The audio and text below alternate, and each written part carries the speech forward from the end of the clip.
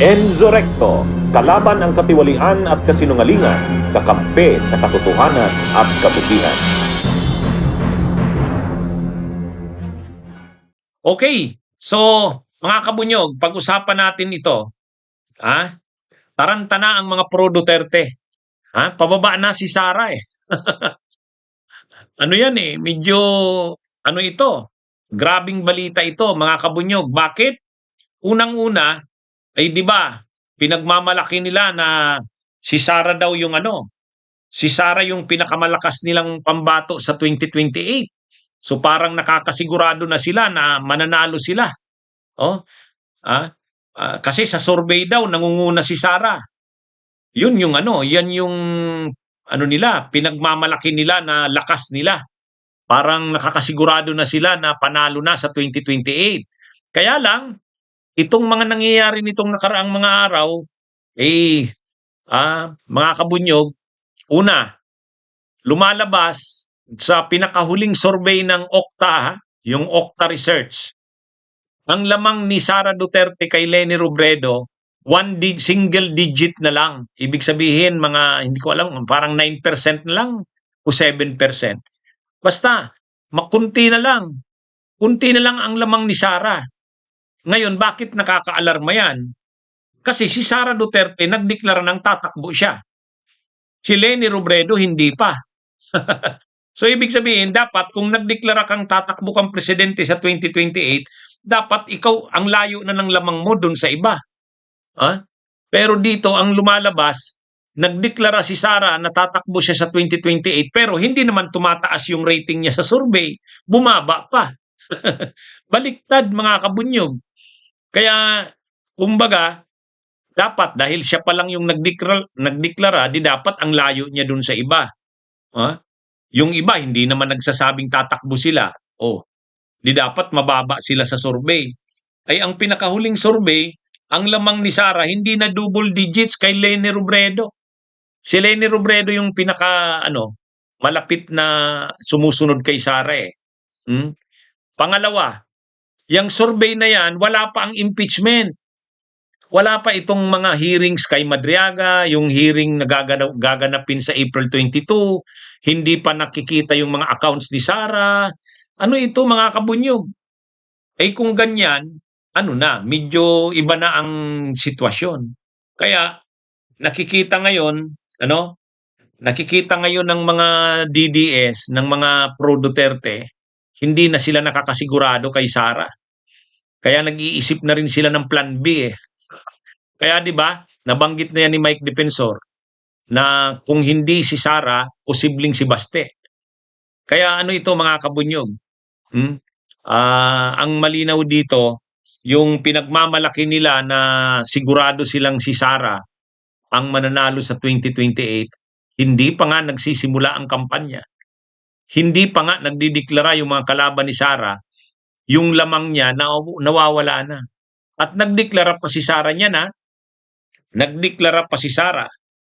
Kaya ito, yung pinakahuling survey yan ng Okta. Pahabol kay Vice President Sara Duterte si Naga City Mayor Leni Robredo sa 2028 Presidential Survey ng Okta Research.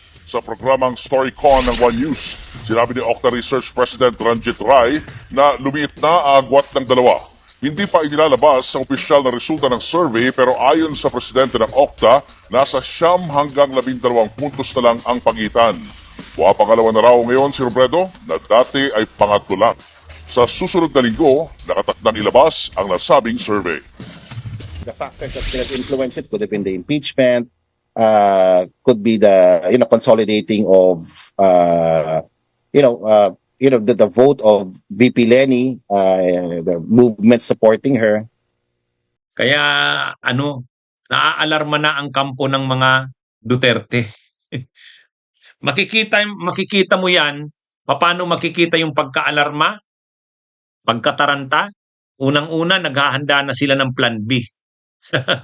At lantaran na nilang sinasabi na may plan B sila, si Baste. Yun, sinabi na yan ni Mike Defensor. Bakit ka mag-iisip ng plan B at papangalanan mo ng plan B? Kung malakas naman yung pambato mo, Kasi nga gusto nilang ipakita na kung si Sara Duterte ay hindi makatakbo dahil mahina, mayroon silang pambato na pang-alternate o sa pampalit, si Basti yun. So anong ibig sabihin yan? Ibig sabihin, alam nilang papahina na si Sara. Pangalawa, makikita mo yung paghina nila, grabe ang atake nila kay Leni Robredo ngayon. Grabe. Sinisiraan nila ng todo si Leni. Nakakonsentrate sila kay Leni. Ibig sabihin, natataranta na sila kay Leni Robredo. Yan ang malinaw dyan, mga kabunyog. Hindi pa nga niya nagsisimula ang kampanya. Ito yung malala. Hindi pa nagsisimula at hindi pa rin nagdideklara ang iba. Si Leni hindi pa nagdideklara. Si Sara pa lang ang nagdeklara. At sa halip na tumaas ang rating ni Sara dahil nagdeklara na siya, bumababa pa. At hindi lang yun po yan propaganda ng ng mga anti-Sara. Ang nagsasabi niyan ay mga survey firms. Ay di ba naniniwala sila sa survey? Naniniwala ang mga DDS sa survey dahil lamang si Sara. O ngayon na bumababa si Sara, wag nilang sabihin hindi sila naniniwala. Di ba? Di ba mga kabunyog? At hindi lang ako ang nagsabi niyan. Pabagsak na sa survey si Sara. Ano yan? In-interview na yan, yung Okta, yung head ng Okta, in-interview na. Pinaliwanag niya kung anong ibig sabihin ng pinakahuling survey. Ang pinapakita doon, hindi niya totoo na si Sara ay sigurado na. At yung sinasabi na mahirap talunin si Sara, hindi. Kasi nakikita dito, nagbabago na. Yan mga kabunyog, mga kababayan, ang nangyayari ngayon. Taranta na, no?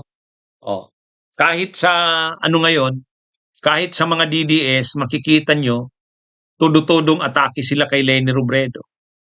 Si Panelo, sabi ni Panelo, hindi na yan tatakbo si Leni Robredo. Sabi naman ni Banat Bay, yung Banat Bay, yung vlogger ng DDS, matakot ka, Leni. Huwag ka nang tumakbo, matatalo ka lang. Yun ang nila. Dinidiscourage nila si Leni. Sabi ni Sal Panelo, hindi tatakbo yan si Leni kasi ayaw niya nang matalo uli. Sabi naman ni Banat Bay, yung vlogger ng DDS, yung Banateros, Leni, huwag ka nang tumakbo. Siguro ka na. Pag natalo ka, masakit na yan, masakit sa loob yan. Bakit ba dinidiscourage nila si Lening tumakbo? Kung sabi nila lamang si Sara kay Leni, bakit dinidiscourage nila ito? Yan yung dyan. Yung mga ganyang tapos kinukumpara nila si Sara daw take 1 sa bar, si Leni daw take 2. O bakit si Leni ang bakit kay Leni sila nakapokus? Kasi ang ibig sabihin niyan, kahit sila alam nila na si Leni na ang pinakamalapit na palapit na kay Sara. Yung pinakahuling survey, 1 digit na lang ang lamang ni Sara kay Leni Robredo. Hindi pa yan hindi pa yan nagdideklara. Yun ang mabigat doon eh. Hindi pa nagdideklara si Leni. Yan?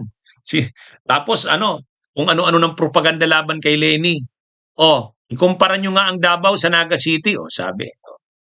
Yan? Diyan pa lang makikita nyo na taranta na sila. Yan mga kabunyog, yan ang totoo niya. Okay? Magandang araw sa inyong lahat. Mabuhay po tayo.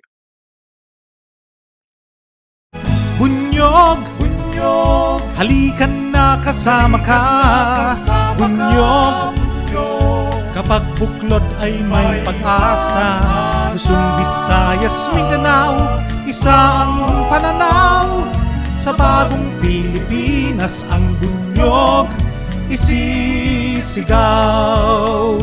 Bunyog.